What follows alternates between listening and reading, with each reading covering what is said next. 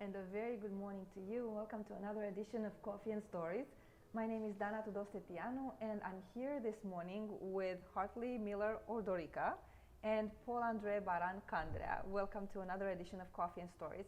And just a little intro about the show that I always do. This is an English-speaking talk show that's live on the BiziLive platform every Saturday morning at 10 a.m.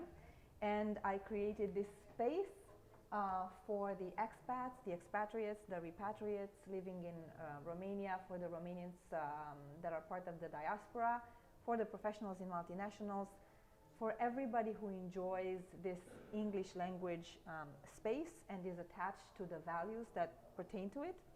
Hopefully today's edition is going to be really special and aligned with the spirit of the holidays, because we have two very, very interesting people with us today. One of them, just like I said in the little live promo I did about an hour ago, one of them is a scholar of love poetry, and one of them brews beer.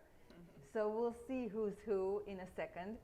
I'll start with you, of course, because you brought here some books. Yes, and I brought several books. Yeah. And they're full of love, right? Love poetry. Yes. With the exception maybe of this one, which I just brought this because I like the poet, but she is a bit more about the dissatisfaction of her life. I mean, a dissatisfaction of being married. So this one is a bit darker, but this is a modern American poet, Adrienne Rich, whom I like very much. And I was just telling you before, this poet came to my college to give a talk, and after that talk I just was very taken with her and very taken with her poetry. So then I got all of her books, and so she's one of my favorite American poets from recent times. The other poetry that I brought is medieval. Okay, and that's your specialty, this right? This is my specialty. Okay. So it's medieval French poetry, and there is a lot of medieval French poetry. And I brought actually poems in French, but I also brought a poem in Old Occitan, which is a language related to Catalan, and it's from the south of France. So I want to read eventually whenever it's convenient. All the time. The entire show is just going to be poetry readings. Yes, and so I brought a section of the poem that I'm working on for my dissertation, one of the texts that I'm working on for my dissertation, and so I wanted to read a section of that. But then a similar subject is in this poem by a troubadour. So so I wanted to read both in parallel. So we're definitely going to have some readings on Coffee and Stories today. Yes. Of love poetry, and not just any kind of love poetry, but some medieval love poetry. Yes. And we're also going to be talking about how you, Paul, came to Romania 20 years ago, right? 20 years ago this year. Yeah. This year, 20 years ago. You were born and raised in the United States, in a Polish-Romanian family. Correct. And what made you come? Because you've lived, a significant part of your life. You've lived in the United States. What changed your mind and heart towards the direction of Romania 20 years ago? I wouldn't say it was Romania. 20 years ago, it was me wanting to start a career, which was in international development. And Romania, there was a beacon of opportunity here. My father being Romanian, I had just access, to Romania. And so I got an internship with the Romanian presidency at the time, and I came. And I met the American community here, obviously, and immediately I was absorbed, into development work through U.S.-funded programs, and so that gave me a base and a reason to sort of stay.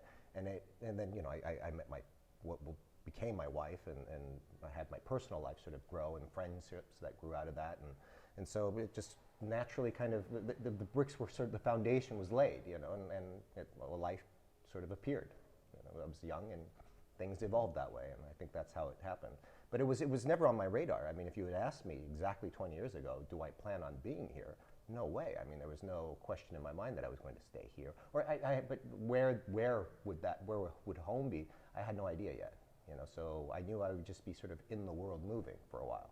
you know. And you're working right now. You're working for the Romanian American Foundation, and you have been working for them for how long? For about 3 years. 3 years, okay. Yeah. And you're doing innovation projects there? Yeah, I mean, so I've basically been doing large-scale programming for a long time. Prior to working with them, I worked for 9 years with the Bill and Melinda Gates Foundation, and I ran a nearly $30 million program with them. And while I was them, I was introduced to the Romanian American Foundation, and as soon as I finished, they asked me if I'd come on board and help them design out their programming. They're a grant-giving organization, so we give out money. One of the few people in town that can say we give money, which I love, you know, to be able to be a part of that group there. And so they asked me to come on board to help them design out programs in technology and innovation. So we are basically trying to do, we're focused on universities, Romanian universities, technology universities, and we're trying to help them develop students that are a bit more independent to what the actual movement is today. Most students will finish school and they'll go and get hired on to a multinational that's usually doing outsourcing. And outsourcing is a complicated economic question because it comes, it grows, and then at some point you get beat out cost-wise by a country that's further east or further south. And so those companies will eventually pack up their bags because it's cheaper to go someplace else. And so the idea is, if we all know this is the case, right, and we've seen the pattern happen, how do we prepare future generations of Romanians to develop their own products? How do we help their own businesses and sort of, you know, create something that's Romanian and allows the absorption of this, you know, these beautiful minds to stay in country developing Romanian products. And that's sort of the idea, the basis of it. Yeah, and how do you go from that mindset to brewing beer? And when did you start doing it? So I've been drinking beer for a long time, and one of the things, when I came to Romania, I studied in San Francisco, and I remember, and I tell this to all my friends, I graduated high school in 1991, started school. That was exactly when the United States was going through a craft beer revolution, right? And I always tell people, I remember going to bars and watching the tap handles have Budweiser being taken off and having Sierra Nevada put on, you know, and it's hard to describe, but it was a very big moment. It was a strange moment in bar culture, you know, in drinking culture, when all these enormous names became obsolete to some degree, especially in big towns, especially in places like San Francisco, you know. Anchor Steam comes on and, you know, all these other brands. And so I grew up with, I sort of evolved with that, and then I came to Romania and it was bad beer again, you know. And so at some point I was... No, he doesn't mean that. Yes, it was really good beer absolutely in Romania. Mean it. It was bad beer, you know. And now, thank God, Romania has a lot of craft breweries, you know. Local guys who love beer and they make great beer. But there wasn't. It was simple lager, you know. And I mean, you take 4 of these lagers from these big companies and you tell me the difference. I mean, because I really can't tell you, much of a difference. And I wanted to taste good ales. So I started basically home brewing, you know, as a means of providing myself my own need, right? And then that just grew. You know, I met guys who were some wonderful guys who do craft beer here, and the home brewing community is awesome. They're amazing people who really are passionate about the subject. And for me, it's not just about drinking the beer, it's the whole science behind it and the creativity. There's these 2 elements that sort of they hover around, and sort of having one foot in the science and one foot in the creativity, you know, and trying to mix between those 2. It's a wonderful way to put it. You know, that was the whole fun. And so it just evolved into a business. So, you know, and the beer's name is Anagram, correct, right? And we are definitely going to have it. Everybody here promises. Oh, yes, yes. And you're gonna have it delivered? I could actually, you know, and I believe my wife is probably watching. We can maybe have her. We live very close. Maybe she can bring out. There's 5 of us here. You know, maybe she'll bring a 6-pack over. Absolutely. If you're watching and if you can bring a 6-pack here, we promise to taste Anagram. Yeah. Okay. At the end of the show, I'm sure it's really good. Oh, okay. I'm excited to try it. Yeah. So Hartley, yes. Back to you dedicating such a big part of your life to the study and you know, and curating love poems, and not only, you know, just love poetry in general, but medieval ones. Yes. And you know, I was thinking, and I asked you, because I knew you would bring some love poetry with you today in the show, I asked you if you brought any poem about beer. And then which I had not. Which you had not. But then you said that there must be and there is such poetry in medieval literature. I know for a fact. There's a series. There's a kind of body of poems in Latin that come from the student culture of Paris in the 12th century. That is all about drinking and whoring and running around and it's called the Carmina Burana. Maybe you've heard of the Carmina Burana. So this is just a series of Latin poems, and there's definitely a poem. Hopefully, I can remember how it goes, but where they're just saying drink, drink, drink, drink, essentially. So this definitely exists from the Middle Ages, and It sounds like a frat party, right? it's basically a medieval frat party. I should have brought it. I have to. Maybe if we have a pause or something, I can look, because I'm sure it's on the internet somewhere. But you know what? So while you will be reading, you'll look it up. Yeah, I'm gonna look it up. So what should I Google? Should it be Carmina Burana poem about drinking? Bibet means drink. So there's this whole series I'm of doing where it it's right like now. Bibet, somebody else Bibet, Bibet, the priest, the friar, the tavern wench, like everybody's drinking.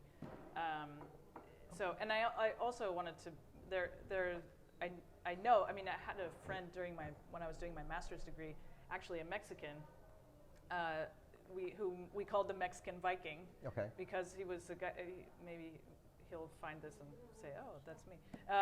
But his name is Fernando, and he had this long, curly black hair. It looked very Mexican, had a beard and everything. But he was studying Viking poetry, so ancient Scandinavian literature, and his dissertation was about beer. Right. So it was about hugely beer important poetry. It's still important in their culture. Very, it's extremely. It's kind of a cultural drink. Right. That's so interesting. Not only is there poetry, but there's a dissertation. Yeah. There is a dissertation. At least one dissertation. And a cultural link.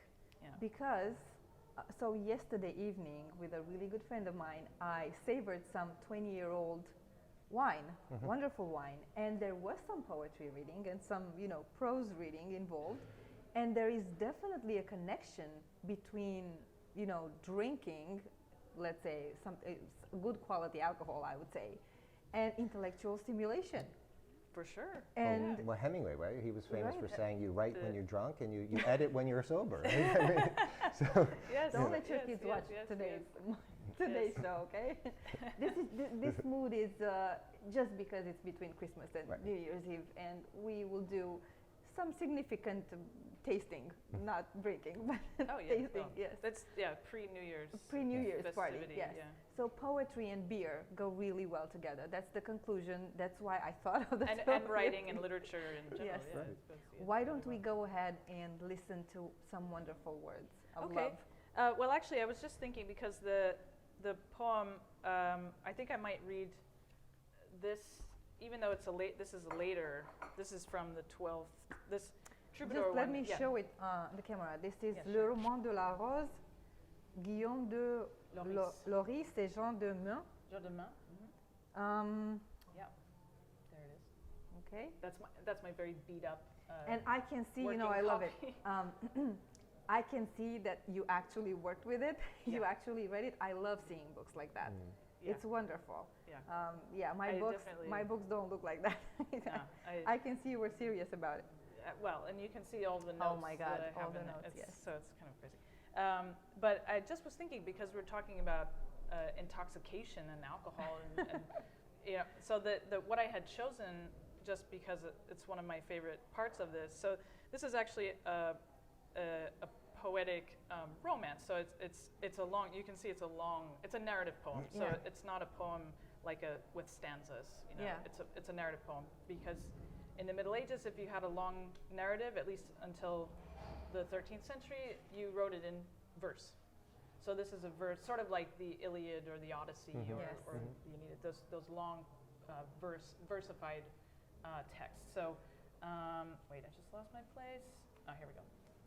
So this section that I chose, because it's a very interesting section, is about Narcissus. And so you could say Narcissus. We don't know any. we don't know any narcissists in our life. No. Or in politics right now.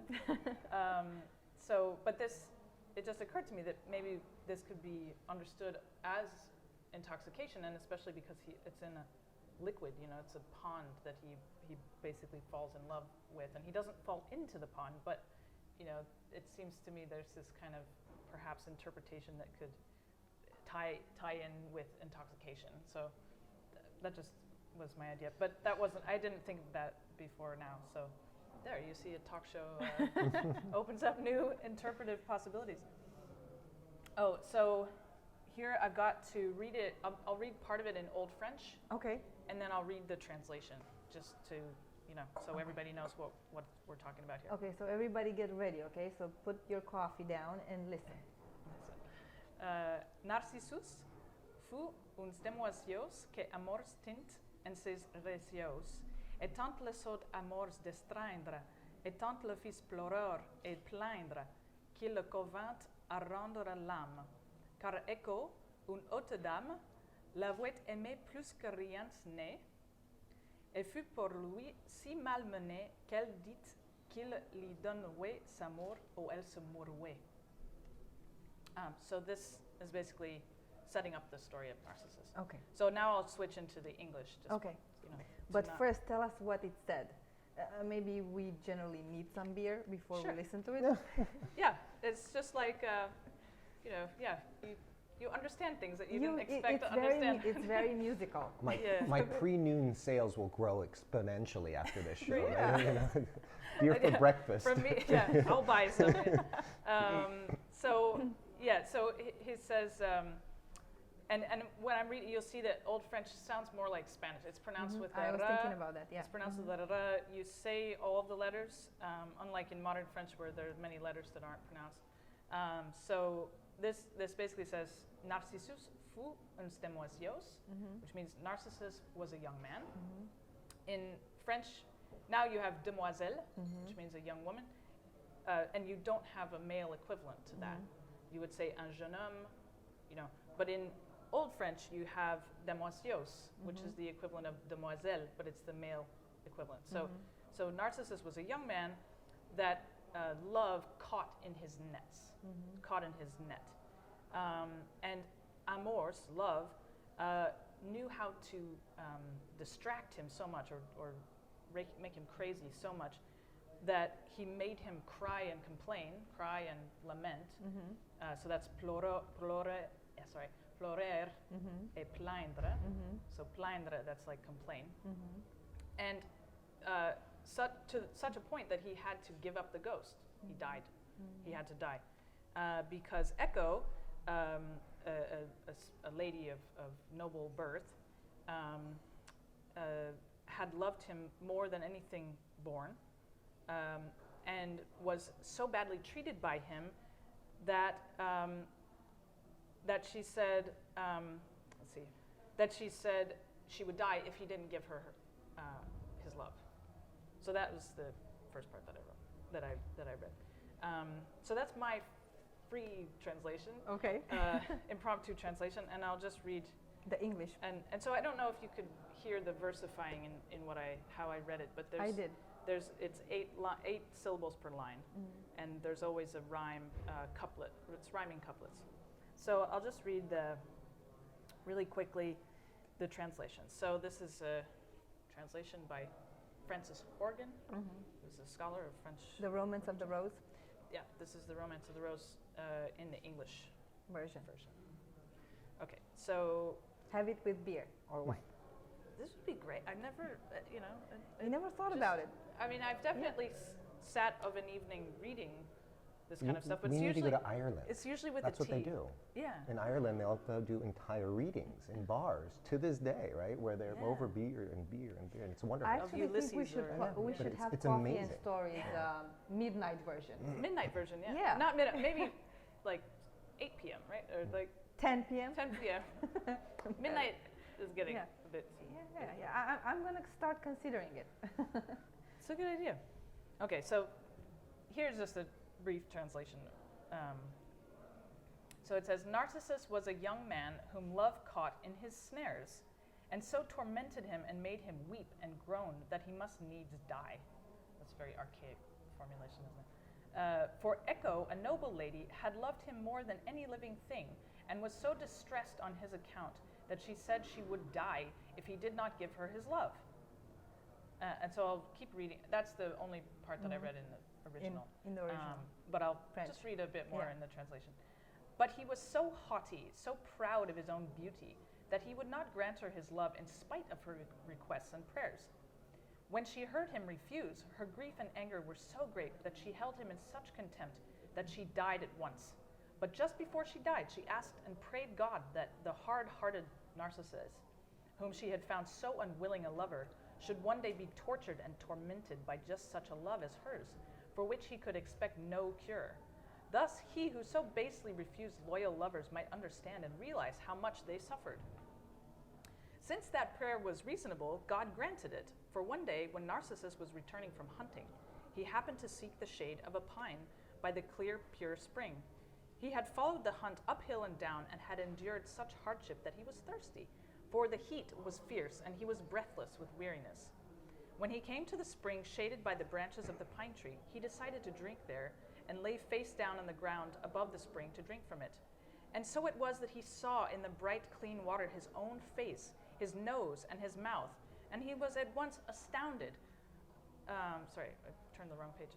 He was at once astounded, for his reflection had so deceived him that he imagined it to be the face of a wonderfully handsome youth. And then love had his revenge for the proud, arrogant way in which Narcissus had treated him. He had his just reward then, for he lingered so long at the spring that he fell in love with his own reflection and finally died. And that is the end of the story. That's wonderful. And his second punishment was to come back as a Romanian politician in 2018.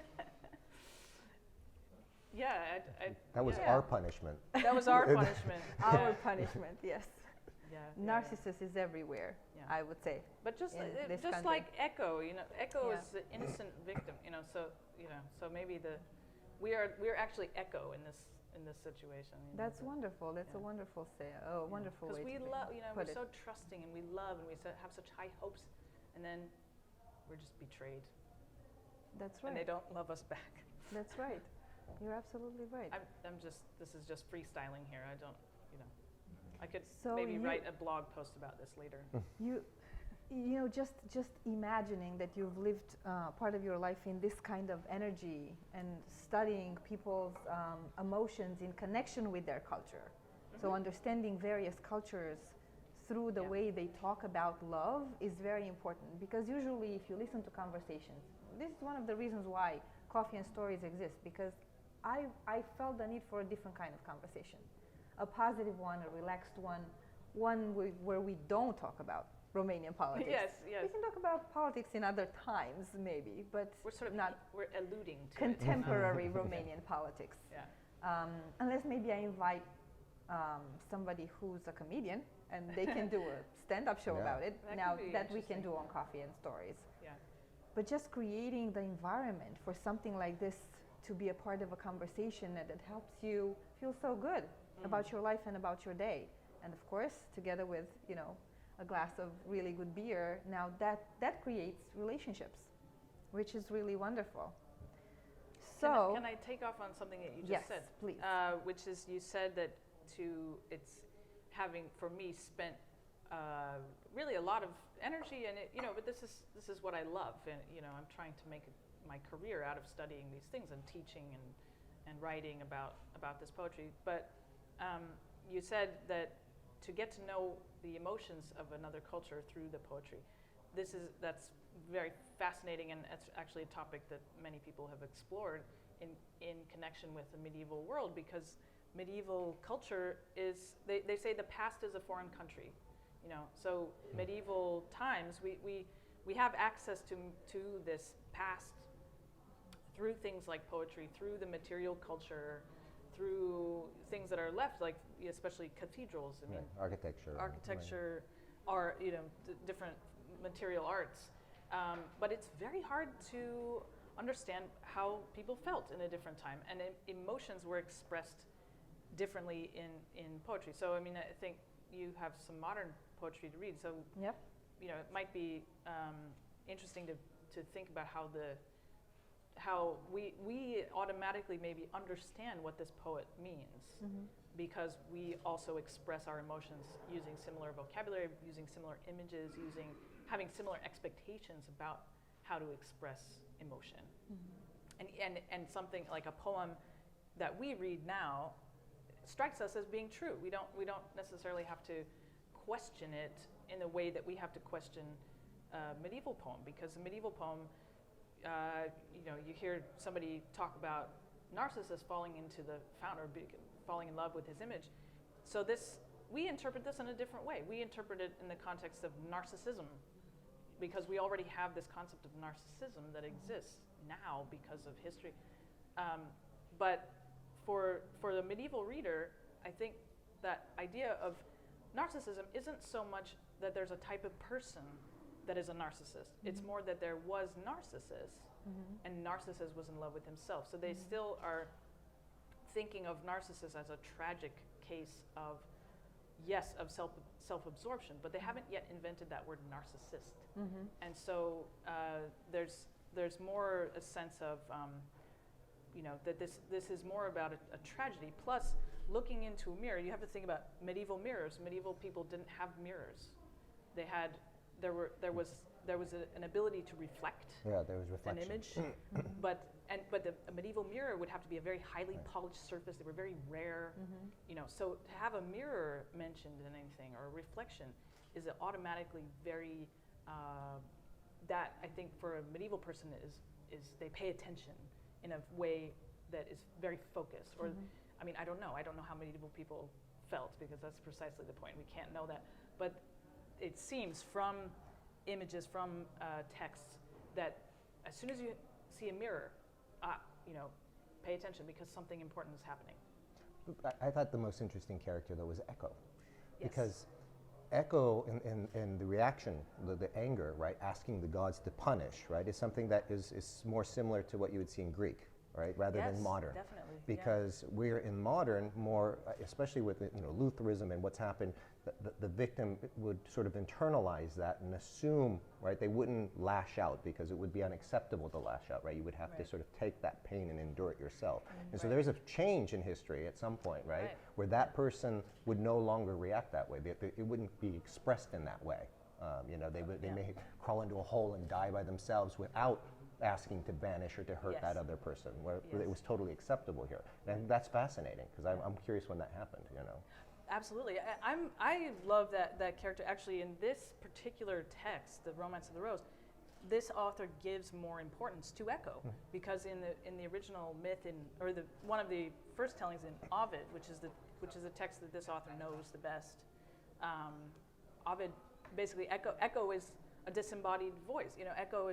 Echo wastes away. That's why echo is what an echo is a sound that bounces off something, because she just wastes away into this fades whisper. Eventually, right? Yeah. And so this Echo, already making her a noble lady, really giving her much more power to invoke this punishment. Exactly. So I think it is a fascinating retelling of those two characters. Right.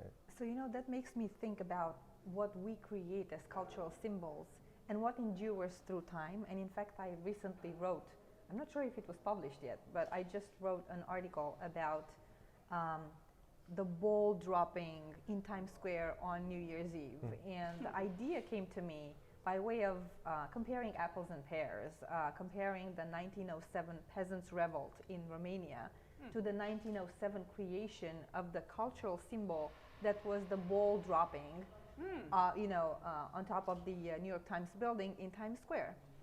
And those happened in the same year, okay? On the one side, you have the Romanian agrarian society and the peasants, being killed by the thousands, and the whole energy of fear and change, and the discrepancies between two parts of two very different Romanias, which existed back then as well, when Romania was a new monarchy.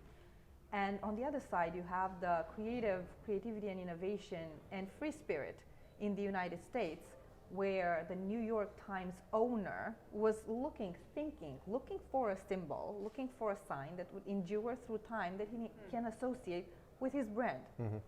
And actually he wanted to create something that's going to make the fireworks display he used to have in front of the New York Times building more interesting. So he wanted more people to come. And he comes up with this concept of the, ball drop. And you remember when we met previously, you're from Idaho, and you told me about Idahoans yes. celebrating in Boise with the potato drop.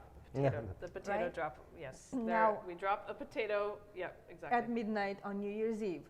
Now, what's interesting and very important, because you might think, how can you compare 1907, people, peasants dying in Romania to, a creative but crazy person creating something so commercial like the ball drop? Well, it's about creating a cultural symbol that endures. Because unless it endures, unless it gets carried through time, it dies. And I'm looking at Narcissus, and he's a symbol, a cultural symbol that totally endured. Everybody, people don't know the story, they don't know the story, but they know exactly what it means to be a narcissist. Looking back, at the medieval works, literary works, I'm just thinking in terms of symbols at the Trojan horse. Everybody knows what it means. They might not know the story, but they know what it means to bring a Trojan horse in a team, in a company, in a country. What it means, what it does to the environment. The 1907 peasants' revolt in Romania, for everybody, all the Romanians who went to school here, and they learned about what it meant for us as a people. It was a shift. It was a cultural shift in our behavior, and in a part of our people understanding their rights and their contribution, their real contribution in our country. But it's a dead symbol. I can't find it anywhere. We don't reenact it. We don't celebrate it every year. We don't really talk about it aside, from creating movies which didn't happen in 1907 historically, like Moromeții, there's this entire movement. But it's the connection between the Romanians and the land, which is a cultural symbol, but I don't see it. I can't touch it. I don't celebrate it every year. Yeah, whereas... What's the anniversary?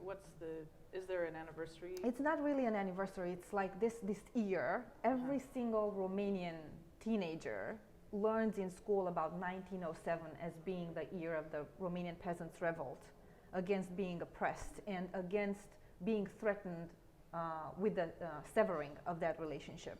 That's, it's a part of who we are, the relationship between us and our land. And I feel that because we don't celebrate it, because we don't talk about it, we don't reenact it, it's diminishing. Its effect is diminishing, looking at the generations we have right now that are, they're not connected to the land the way they used to be. So I applaud everybody who was able, by a strike of genius or a strike of, not a strike, but by planning it, by really working towards it, to create a cultural symbol that lasts. Narcissus is such a symbol. It was just, everybody kind of got the idea of what it is, and they used it to point out some characteristics in society. Because there's no other way we can identify parts of our society but through symbols. And beer is a symbol. And it is a symbol of relationship. So if you would characterize it, if you would make it into a character, how would your beer look like? How would somebody write about it? Yeah, no, I describe beer as something else. I mean, to me, beer is it's that sound you hear, that song that you remember, and you, when you hear it again, it brings you to tears, or it makes you. The beer to me is sort of that catalyst. It's that added ingredient to an environment, to a conversation, to a reading, to a group of people, that in the right context, it's magic. Because you can have anything over and over and over again, and it becomes redundant, right? But in the right context, even a very good beer is that one added element, that one added ingredient that 10 years later, if you taste it again, you're in the right context, it brings a whole flood of emotions, and that's what's special about it to me. And I've had that feeling, whether it's a good glass of wine or a great beer, or a nice meal, certain smells, and they mean a lot to me, and they always have. And that's why I associate it more with that song that means something, or the poetry that means something. It is an element, in your emotional baggage of a moment. So.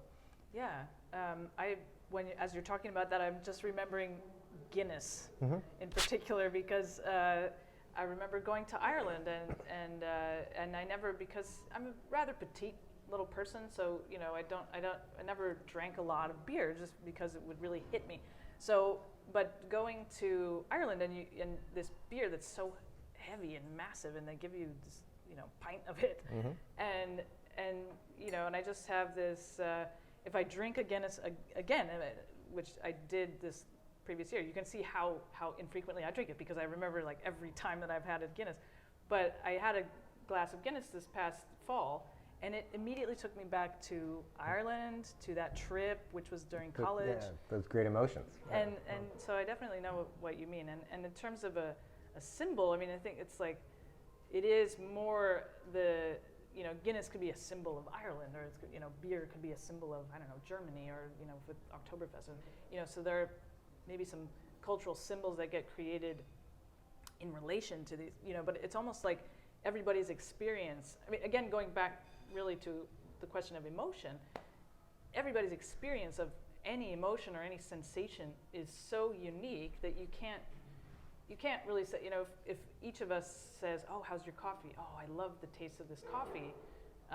We're tasting it differently. Each of us is tasting it differently, but we're able to like it together. We're able to say, oh, it's good, But so that, I think maybe what you're saying too is that nobody will have the same reaction, but all of us have in common a sort of appreciation or a memory that gets sparked by an experience.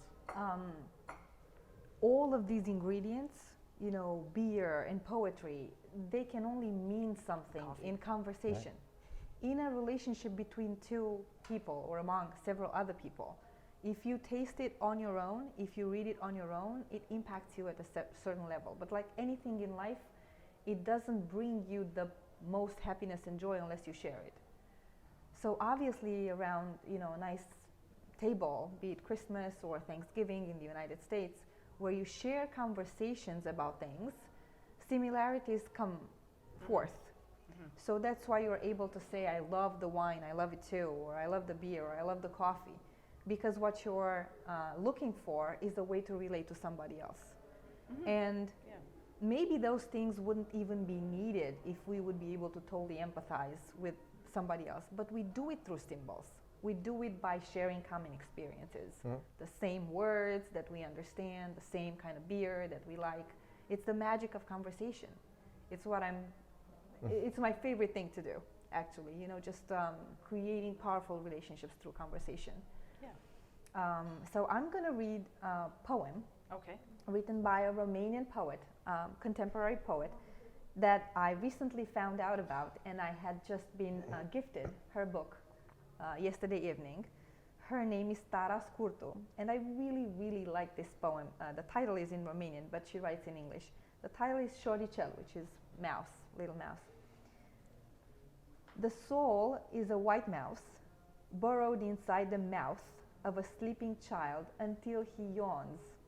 Easier to leave the soulless boy asleep than catch the mouse by its tail. I really like the imagery. So a thing about poetry, and you didn't study Romanian poetry at all, but a great thing about our national poet, Mihai Eminescu, is that he was so great at describing love through almost all the senses. So the way love tastes, the way you hear love, the way it feels when love touches you, just describing a sensation, not just from the perspective of one sense. Is what makes you fully understand it. So that's great. That this poem literally gave me that impression. So Tara Scurtu, I know that she doesn't live in Romania, but I'm going to make sure that this edition of Coffee and Story reaches her. I would love to have you on my show. I don't know how we're going to accomplish this. I love your poetry. So let's talk a little bit more about entrepreneurship and beer. Because you've set up, you want to make this obviously into a successful beer brand, a well-known brand. What does it stand for? How is it different? And how are you going to reach more people with it? You can't say drink this because Romanian beer is no good. No. Well, no, it's first to admit that there's a lot of great craft beers out there right now. I mean, so there is good beer to be found, you know. It's in small quantities, but it's there. And I mean, it has no impact on the market. I mean, the market share, I think, for big beer is something like 99, 98%. I mean, it's huge, you know. So, but yeah, I mean, how? I don't know. It's the first time I've ever been an entrepreneur, you know. So, I mean, I don't know what the magic is. When I went into this, you know, like I said, I started this not as a business. I started this as a desire to make my own tasty beer at home, you know, and share that with friends. And, you know, you get invited to a barbecue and you bring 12 beers and people are like, oh, wow, this is your beer, you know, type of thing. That's all I really wanted to do. As it's evolving, and like, you know, earlier, before we went on, you know, you asked me, where can I find your beer? And I said, simply put, I mean, on Facebook, if you go on, there's a little map. And between my house and my office, you know, I walk most of the time. And I walk and I put in my backpack a 4-pack or a 6-pack of beer, and I'll just drop them off at various locations that I like, you know, little bars or restaurants that I frequent, you know. And so first off, to me, it's a community thing. I want it to be near and around me and my house and my friends and the places we frequent, because why wouldn't you want to drink, you know, a beer that you like and in a place that you go to? So I think, you know, the 20 so places in Bucharest where we are places we appreciate, that we're friends with either the owners or the you know, the chefs or the bartenders, or places we frequented before we ever started making beer, you know. And I think that to me is extremely important. I think it's important, you know, I have a lot of recipes that I design, and that's the fun part I told you. It's also creating a community around it. What do you want to drink, you know? Do you want me to make a stout? Is it something that you really enjoyed? You know, and being able to sort of talk to people, friends, and to say, you know what, it's kind of cold outside, let's make something different. There's a little more alcohol in it, more, you know, all right, and I'll do that, why not, you know? So it's also creating a community, I think, conversation around it, and I hope that's how it'll grow.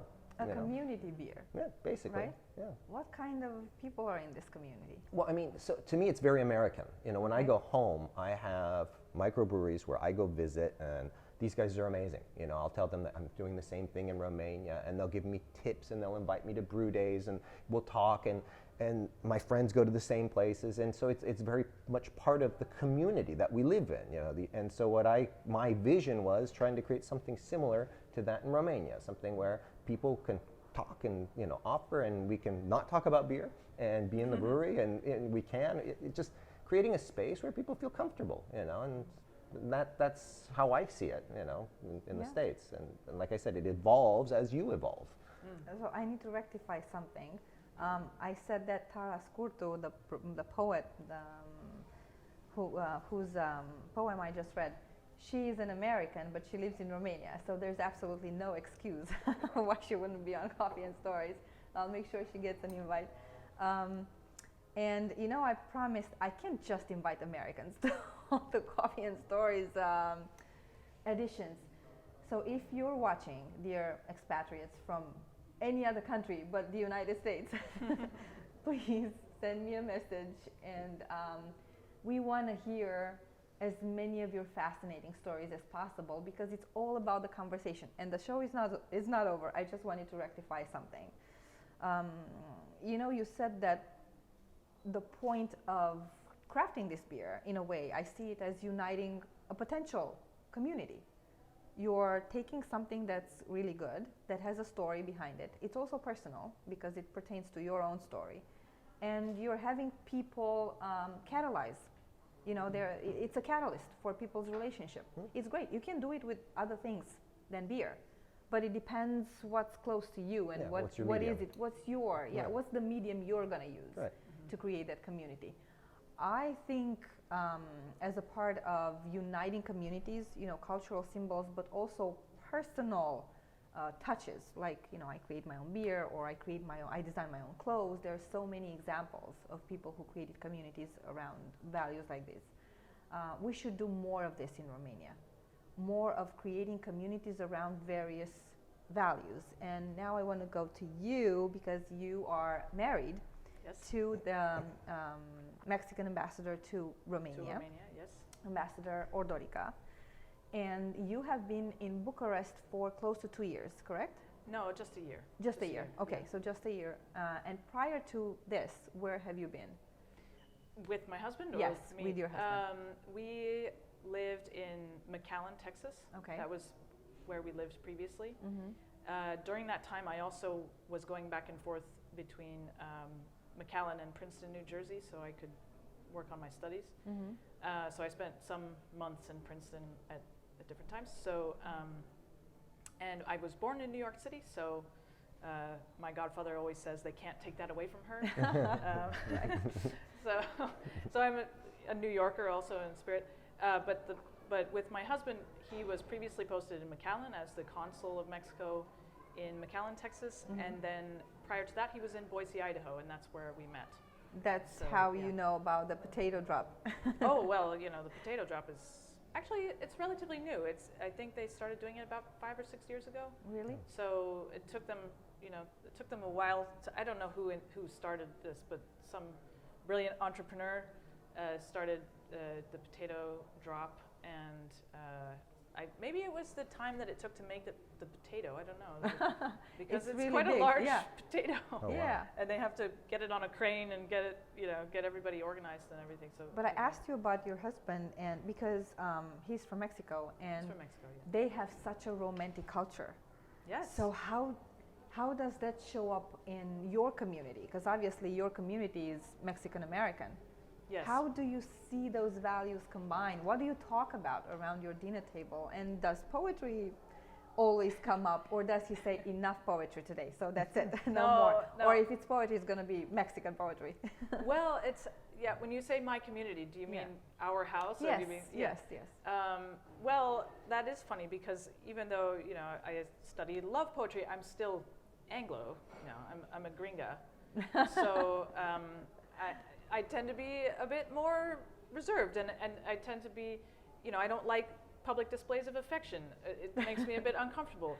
But he's a Latino guy, so this was immediately something that when we were first dating, it was something we sort of had to negotiate, because he would be like, "Oh, I love you so much," out in the street, and I'd be like, "Stop it! What are you doing?"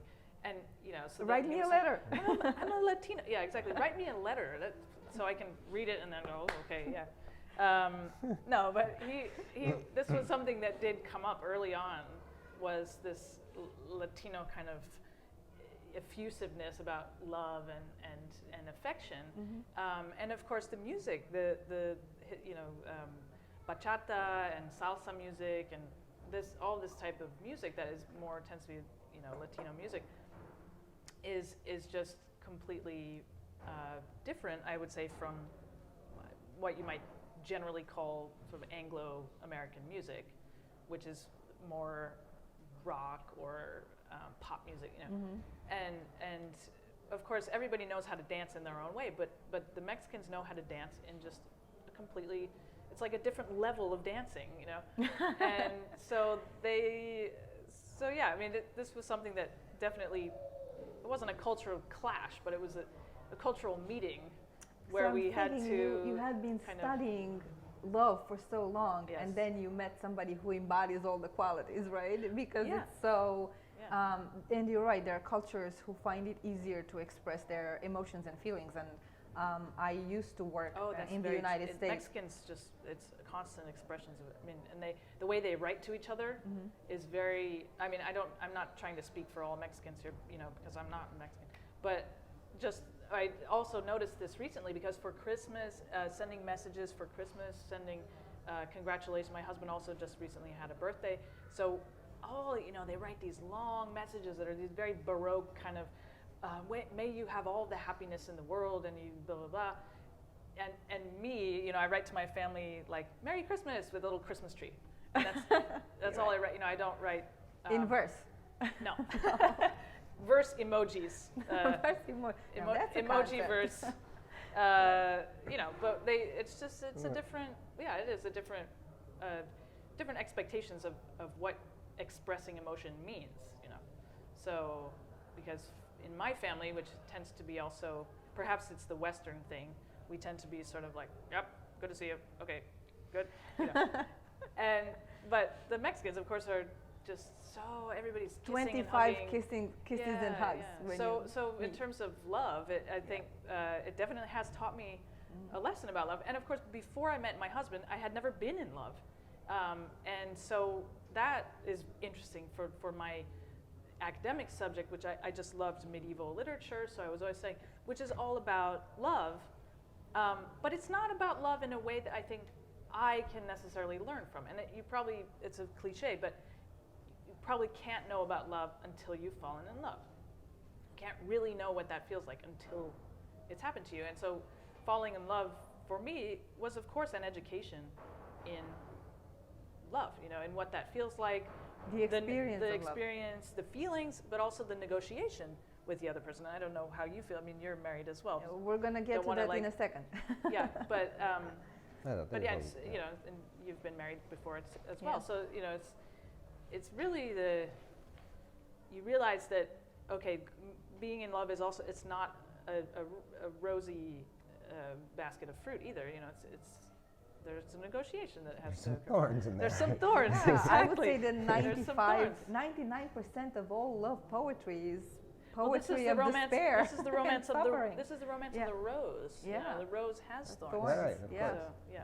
Exactly. Absolutely. Now, when you courted your wife, Raluca, right? Yeah. Was it the American way or the Romanian way? What's the Romanian way? What's the Romanian way of courting? I don't know. I mean, I often tell people it was very awkward when I came to Romania. I was 24, and I was single, and I just remember it was shocking to me because Romanians are very clannish, very cliquish, right? Mm-hmm. And so in the United States, I could go to Boise and go to the university, go to a bar, and sort of meet people, pass a phone number, possibly meet for coffee the next day, and that could lead to something. That would be a very plausible situation. In Romania, that is not a plausible, especially in 1998. I mean, you don't just walk up to a group of young people and say, hi, you look like an interesting person, can we, sit down, So you had to be introduced to people, So to me, that was the biggest shocker. I mean, I think I went months going, I don't get this place, how do you crack this, Because so until I had, and my father being Romanian, some of his friends moved to Paris, and they had kids about my age, and one of them came back and was doing some work here between France and Romania, and so he was dating a woman, and happened to be going to university with my wife, and that's how we met, and it's just, without him, I just felt like I never had an in any group. Things have changed, obviously, since 1998, but then it was very odd. I found lots of things odd. I remember going out, in the United States, if I went out on a date, the guy and the girl would obviously always, I would buy a beer, she would buy a beer. We'd share a bottle of wine. If we were going out for cocktails, we'd be doing tequila shots together. Here, you would go out and you'd see men drinking and women having Coca-Cola. And I was like, it never made any sense to me, back in, I just didn't get it. That's not the case anymore. No. Right, but that's how it was in 1998, 1999. It was very strange to me. And I also remember going out, and if you were later than let's say you met at X bar, right? You were going to some place, and you were there later than the woman. I would get, which with Romanian traffic or whatever, you could be 10, 15 minutes late. They did not like being there alone. And so there are certain little things I remember when I first came that were very strange to me culturally. I was like, okay, I just didn't get them, Now, as a couple, I mean, we run into certain clashes. There's certain things, like you said, so that are negotiated.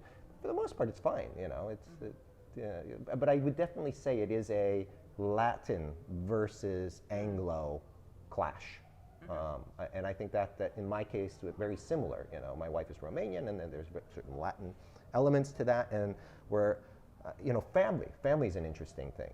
Where here family is they give lots of food and they want you to eat. Whereas in the States, if you say I'm done, it's done. You know, well, I've had enough. Oh, excellent. Here, there is no such thing as I've had enough. You know, you don't like my food. Have more. Did you experience this as well? Yeah, it's I think you're right when you know, Romania.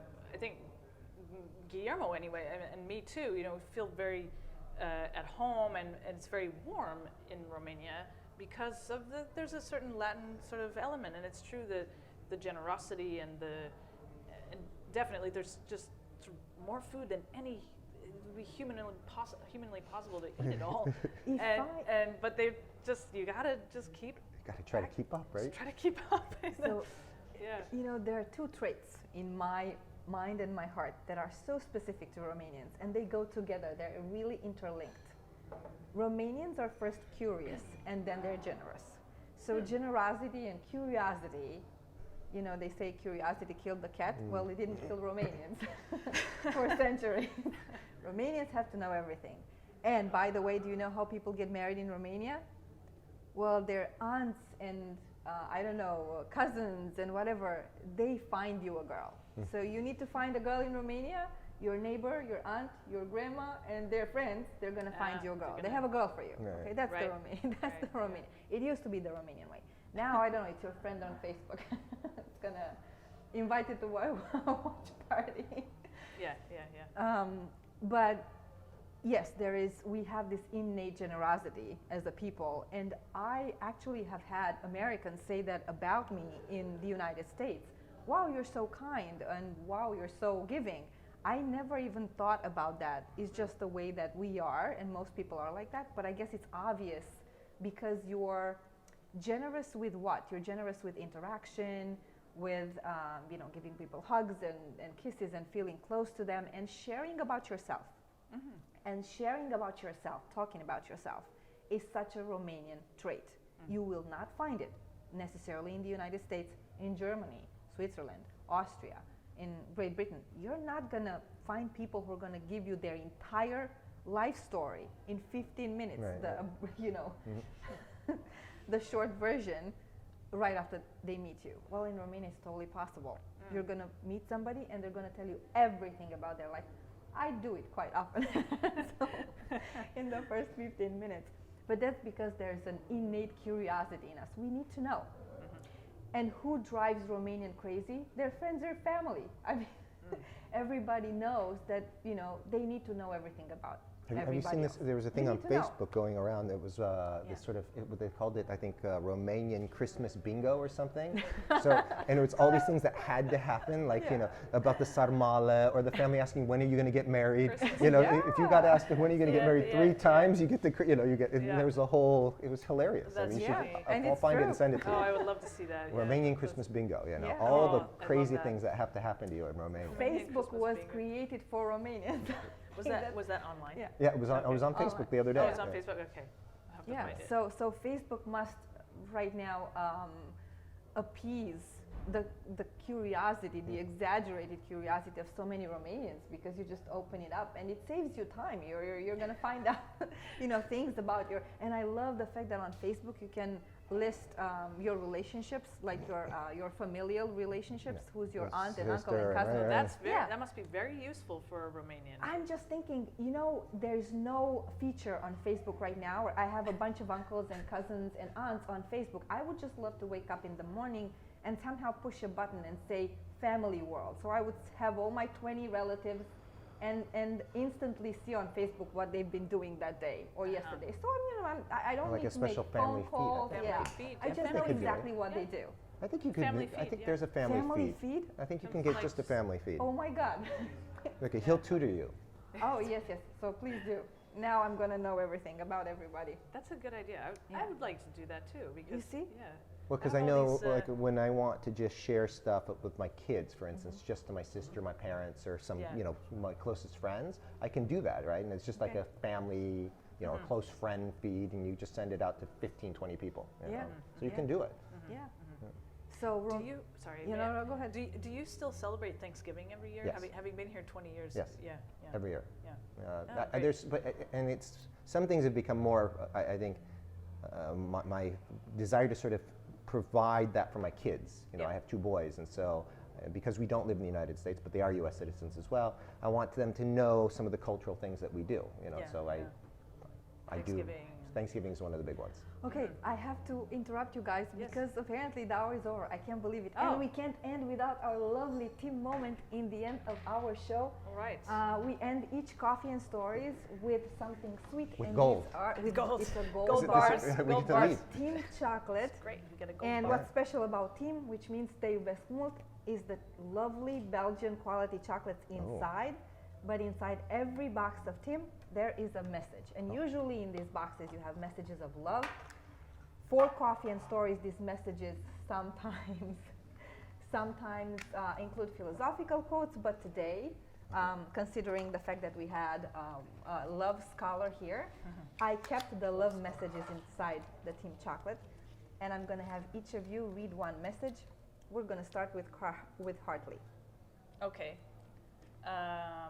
Let me see if I can read it I'll try to read it in Romanian. Okay. If you don't mind. Then I'll read the English.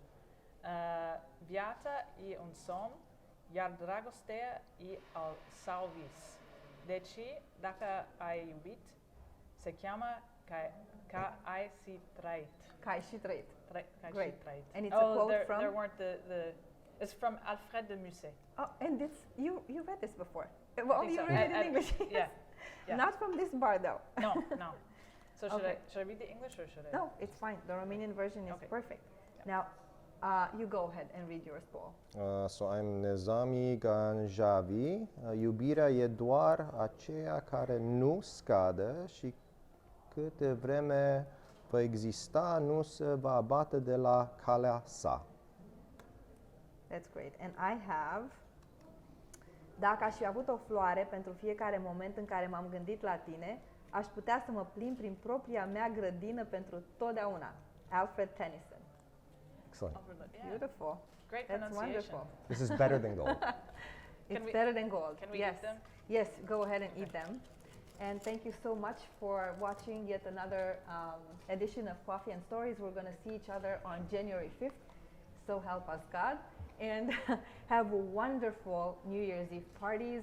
Watch the ball drop live Watch the in potato. Times I Square. think you Watch should the watch potato drop. If I don't know if you can You can see watch it it live, online. but I'm sure you can maybe watch you it can do it.